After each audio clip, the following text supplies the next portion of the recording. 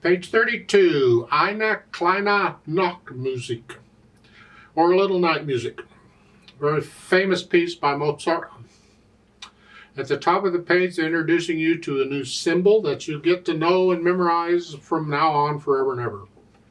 And it's a weird looking thing. It's kind of a squiggle.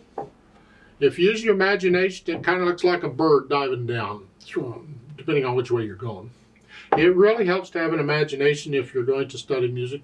Well, it certainly makes it more interesting, but okay. The quarter rest is the same as a quarter note, except instead of playing a note, you're quiet. So it gets the same count as a quarter note, except you're just not playing anything. They have an example up there. Let's look at Eine Kleine Nachtmusik, and we'll talk more about the rest when we get there. This is, 5 lines long, because it's on pages 32 and 33 in this book. Treble and bass clef, 4/4 time, we're counting to 4, we're counting quarter notes. So we got dotted half notes and quarter notes, half notes on a whole note, and a quarter rest, a few quarter rests. Okay. Let's take it both hands together, because the hands aren't really playing at the same time, so I'll do both hands together. And the right hand starts with middle C here. That puts you here. And the left hand is third finger on G. And you should know the names of these notes in the music by now. If you don't, again, drill yourself. Play the note and just say it and forget the rhythm. Just play the note and say the name of it over and over until you get these. And by now you should know the names of the keys on the keyboard. So if you've been using stickies and whatnot, I would encourage you to take them off. You got to get out of those. Don't be relying on the stickies to tell you the names of the keys forever. They're only good maybe to start with, but by now you should know what they are. So here and here. And 1, 2, 3. 1, 2, 3, 4. 1, 2, 3, 4. See, that's a quarter rest. That's on beat 4. So the dotted half notes 3 counts, 1, 2, 3, and it's all the way to the end of 3, which is when 4 starts.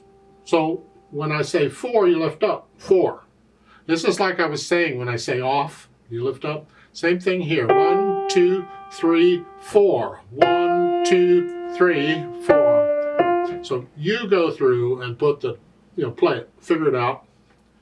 Then go back through, get rid of the hesitations. And then we'll add the articulation. We have a few slurs and accents. At the beginning you have an accent. Just play a little louder. 1, 2, 3. 1, 2, 3. So put in the accents. There's slurs on page 33. The measure 10. Because you have a rest on beat 1. So let's start on measure 9. 1, 2, 3, 4. 1, 2, 4, 1. They're telling you to connect those. I would suggest you just pretend there's a slur over the whole thing and connect it all except for the rest. You have to lift up for the rest. So I would just pretty much connect it all. Now for the accents, you can disconnect those if you want.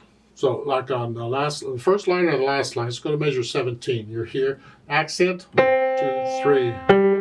You can disconnect there, 1, 2, 3. 3, and then connect the rest of them if you want. It's interpretation.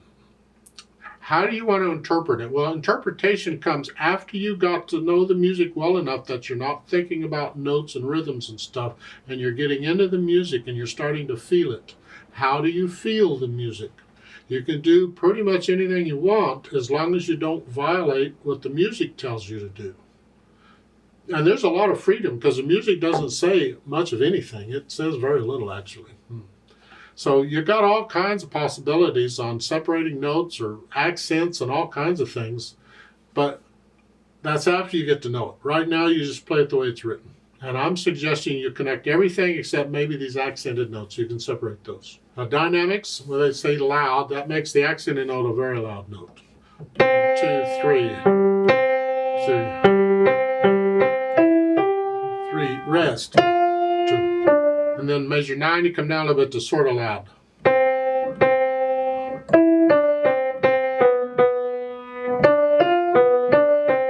And the last last line you go back up to loud again, where the accented notes are very loud. That's a little overdoing it, but that's what they did, so okay. It seems a little loud to me. And finally, the speed with energy. Well, you can find recordings of this one fairly quickly. 1, 2, 3.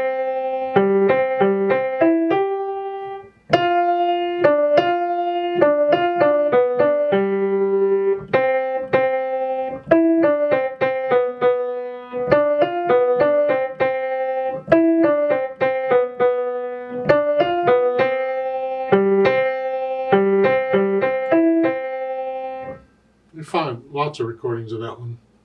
Let's play it together slowly and double check the notes and the rhythms. I'll give us 4 counts. I'm not going to do any dynamics. I'll play the accented notes a little louder than the others, and that's it. 1, 2, ready, go. 1, 2, 3. 2, 3.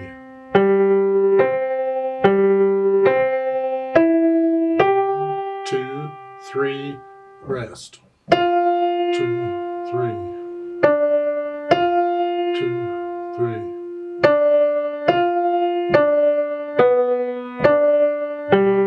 2, 3, rest. 2, 3, 4, 1. 3, 4, 1.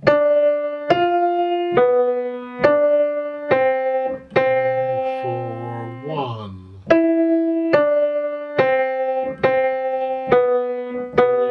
4, 1. 2, 3. 2, 3. 1, 2, 3, 4, off. There is a duet at the bottom of this. I'd like to play that. And you play what we just played, but I'm going to speed this up some so it's a little closer. Maybe not full speed, but up a little bit. And again, I need you to go up an octave on the keyboard. So just pretend middle C goes up and it's up here. So instead of here, you're up here. Play it all up here. I'll give us 4 counts. 1, 2, ready, go.